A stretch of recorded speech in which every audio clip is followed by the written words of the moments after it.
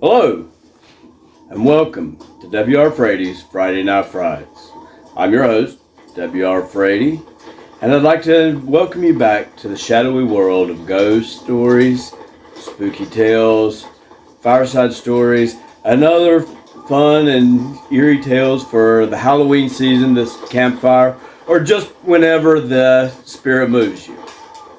Tonight we'll have a special treat. I've come to visit over at my family's house, and we're going to share a few of the family ghost stories. So, grab you some popcorn, lower the lights, get you a fire going on your TV or in your fireplace, and just pull up a seat and get ready to enjoy. Now, in regards to ghost stories, especially at this time of year, now, it has been tradition throughout history to tell ghost stories, especially around certain times when the night came sooner. Because, in older times, the older folks and stuff, during the brighter times of the year, would spend their days working from dawn till dusk. Am I right on this? Yes. But when autumn came and the harvest was brought in, most of the time the evening was left when it wasn't quite time for bed. People like to gather and tell eerie tales and stuff like that around their fireplace or around the campfire, or just for a form of entertainment and enjoyment. And through that, many legends throughout. Even in our ancient history, even legends and stuff were passed this way. Well, growing up on at the old Lacey Road house, one of the things I used to want to be able to do, and we never got a chance to do it, and these stories and these collections of stories that we're doing are an extension of what I had wanted to do then. At one time, I wanted to get everybody together. We had that old street light that was out at the end of the road where the barn sat. The only one out that way. Yeah, that was the only street light. Outside. Yeah, and I would want to get everyone out there. And especially the neighborhood kids that were around the same age and some of the older teenagers. Kind of like what we did with the Halloween party, but get out there and tell ghost stories around underneath that old street light. And, get everybody riled up and then have to walk back out that old dirt road at night by yourself with all those ghost stories and stuff playing in your mind on the way home. And the thought about that, especially with the... Go ahead. It wouldn't be so bad from the street light to the gate. Once you got to the gate, it would be horrible. It was like you crossed over into another dimension. Yep, the old house, man.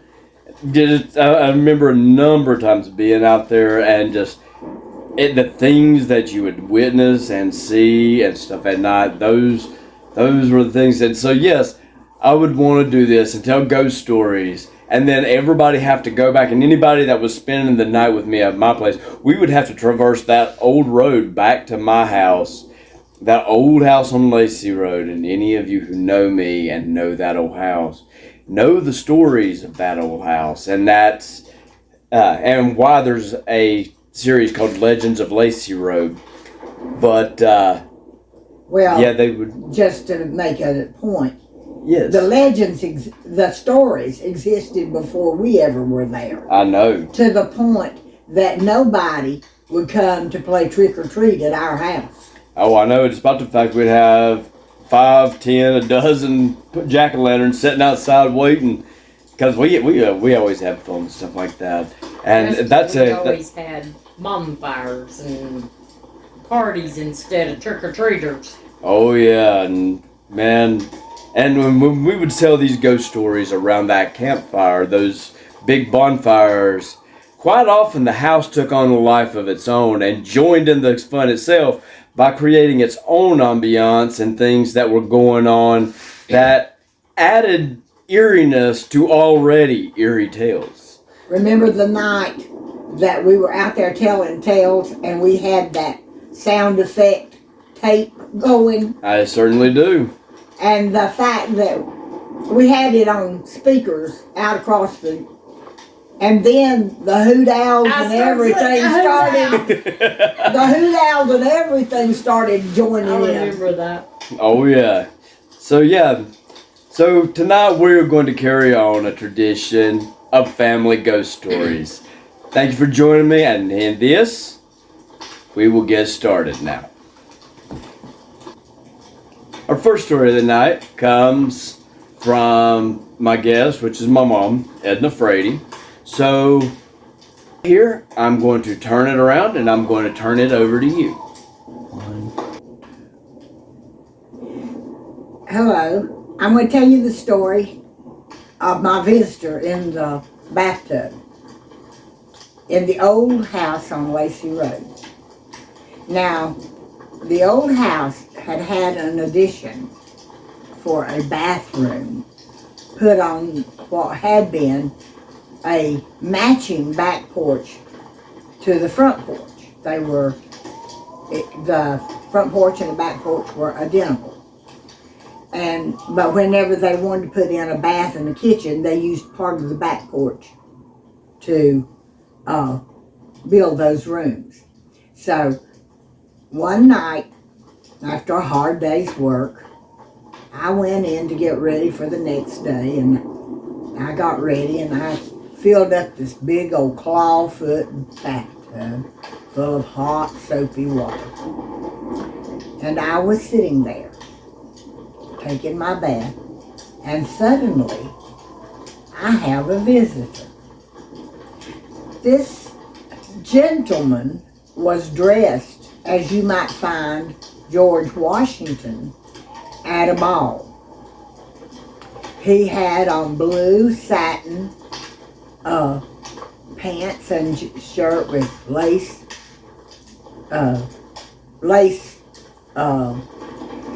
cuffs and the waterfall tie. Now, the fact that suddenly I have a man standing in my bathroom with me in the bathtub in my altogether is very disconcerting. But the fact that this guy was from another century, and there he was between me and the door. There wasn't any way to get out past him, so I just sat there, and in a little while I said, well, I wouldn't mind if you go on off somewhere. But in his time, it would have been the back porch when he walked through the back door. So I don't know who he was to this day, but that was a very scary situation. It wasn't long until I got out of there and got back in the other part of the house. Another night, when I was sitting watching TV late after the children went to bed, I had a lady in a 19th century dress to come down. It was a blue dress. She came down the stairs and walked past me. So I had several encounters in that house, not to mention the one that was a black-cowled person that come out of what used to be the kitchen from the area of the old well. He was wearing like death, wearing a black cow came through. I had several, and my mom, who never flinched at anything, would not stay in that house by herself.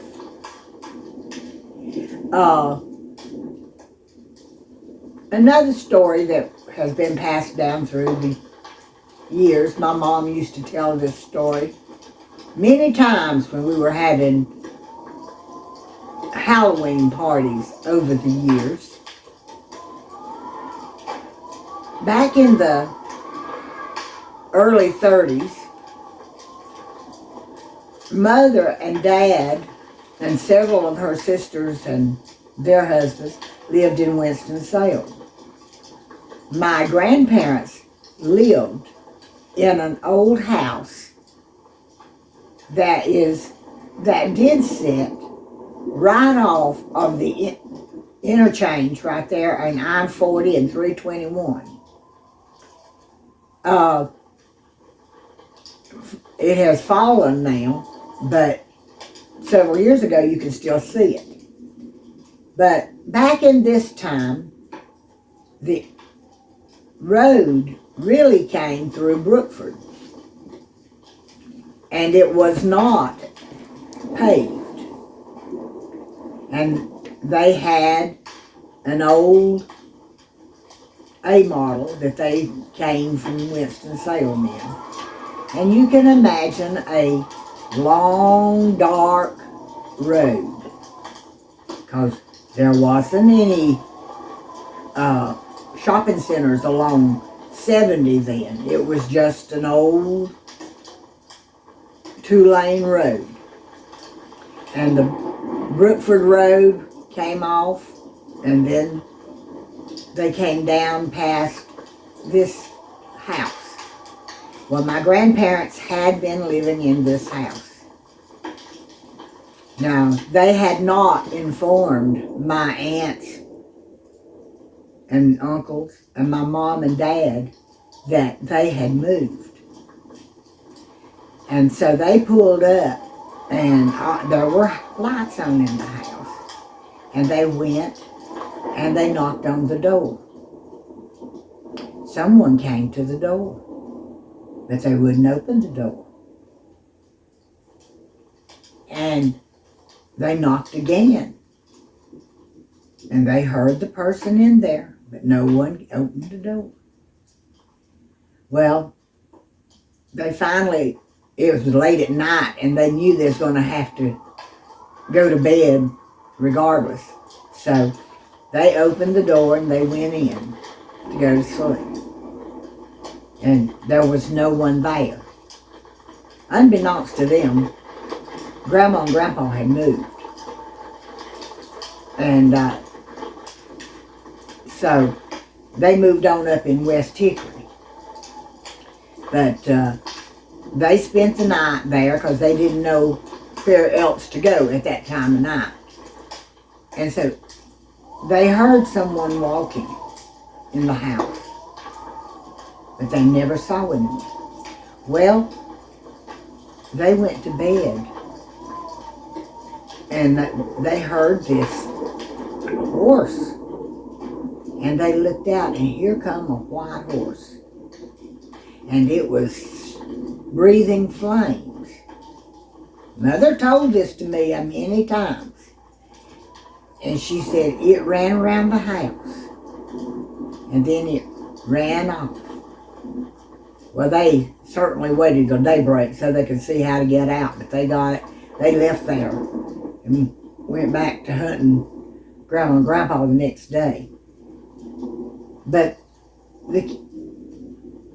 several years ago, just before they finished Interstate 40 in this area, there was a tale that there was a biker was riding on the unfinished portion of Interstate 40 in that area.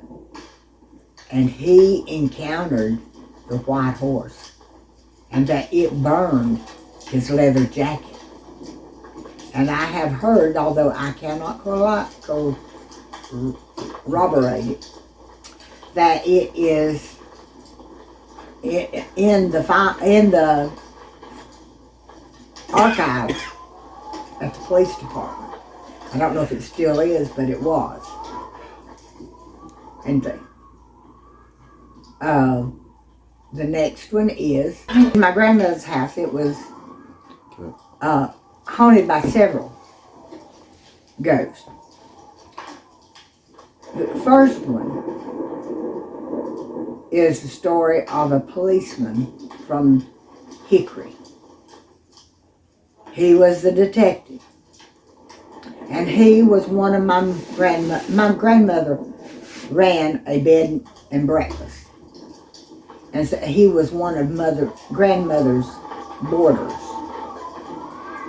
And so on this particular night, he came in and they heard him go in the door at the foot of the stair that led off the porch into the hall, and up the stairs. He stumbled up the stairs and he went to his room. And in a little while, they heard a gunshot. He took his life. When I was a little girl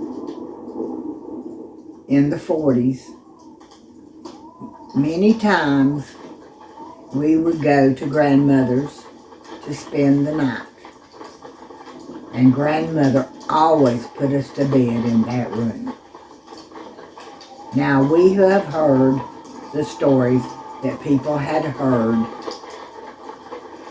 the policeman enter and come up those steps many times after that. His ghost still walked and climbed those steps. We would let our imagination run away with us, and we would climb down in under the covers and cover our heads because we were scared. We could hardly go to sleep. Well, years passed and we got used to it and we just ignored him. We just knew who it was and that he wasn't going to hurt us, so we ignored him. And I was in high school and I went to stay this few weeks at my grandmother's. And I was staying in that room. Now, there was blood on the floor, under the bed. And it could not be removed. It had been scrubbed many times. And late at night, about 11 o'clock, you'd hear what sounded like someone stumbling up the stairs and entering the room.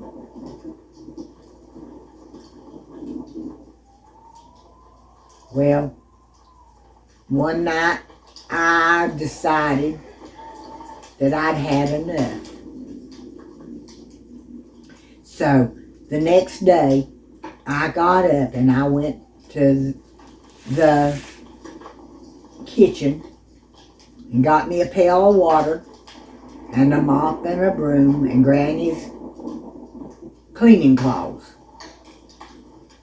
And I cleaned that room from pillar to post and scrubbed that floor. I said, I'm going to wash you right out of my hair. And I never, ever had problems with that ghost again. The house is gone now, but the stories linger on. Now, in the parlor of that same old house, it was a huge Victorian, it was a Georgian colonial house. And it had a huge front parlor section. It was 2 parlors and a connecting foyer. But you could open it into one mass ballroom by opening the double doors. And, but when I was small, Grandma just used the left front parlor for guests.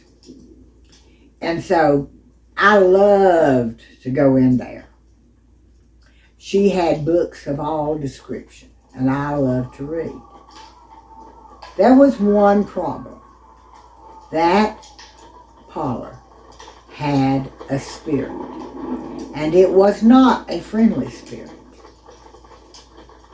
You would be sitting there reading, and suddenly you would get a very heavy, cold feeling. And it would continue to get oppressing until you had to get up and leave. It would run you out of that room. Now, the house existed during the Civil War. So I don't know if it had something to do with the war or just some former occupant. But it did have one very mean, oppressive ghost, and then it had that sorrowful ghost. And Grandma often walked the rooms too at night. One night, we had told our boyfriends, my husband, before to be, and my sister and her boyfriend, both of them, two of them, and when we all went to Grandma's, as we usually did, for Christmas Day and Christmas night. Now, my aunt put Mary and Randy and I in the room upstairs in her room.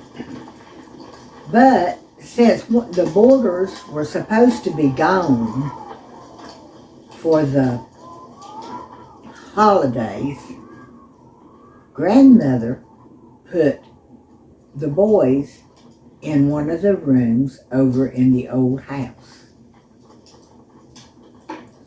And we were sitting watching some of the variety shows that come on at Christmas back then, and having fun. And it come time and the boys went to go to bed. Well, when they walked in to their room, unbeknownst to them, after hearing all of our ghost stories, one of the truck drivers had come back early. And when they walked in the room, he had white hair and white beard and was kind of pale. And he sat up with that sheet around him. And those boys nearly died. They come back to my aunts, and they looked like they'd seen a ghost. They were absolutely terrified. But that's my ghost stories. Well, I hope you enjoyed these collection of family ghost stories tonight. It has been an absolute pleasure to be here and tell these old tales that have become legends and tales to the family, and stories that we have basically is what has led all these ghost stories to be built into this collection of stories that you are now enjoying. From the live ghost stories by the fireside to now W.R. Frady's Friday Night Frights. And through these, you get to hear stories that you might be able to take and make your own stories, even though these are true stories from our family. You could take some of these stories and make them into stories that you could tell around your campfires and things like that, and have a great time with. But we will be revisiting the house on Lacey Road. So be sure to stay tuned and keep watching, because before this season's over, there will be a Legends of Lacey Road from Lacey Road. All right. I hope you enjoyed joining us here for these ghost stories again tonight. I am excited to continue doing this series, and I'll look forward to seeing you again next Friday night here on WR Frady's Friday Night Frights. Edna, Mom, Crystal, thanks for joining me, and I will see you again soon. Good night.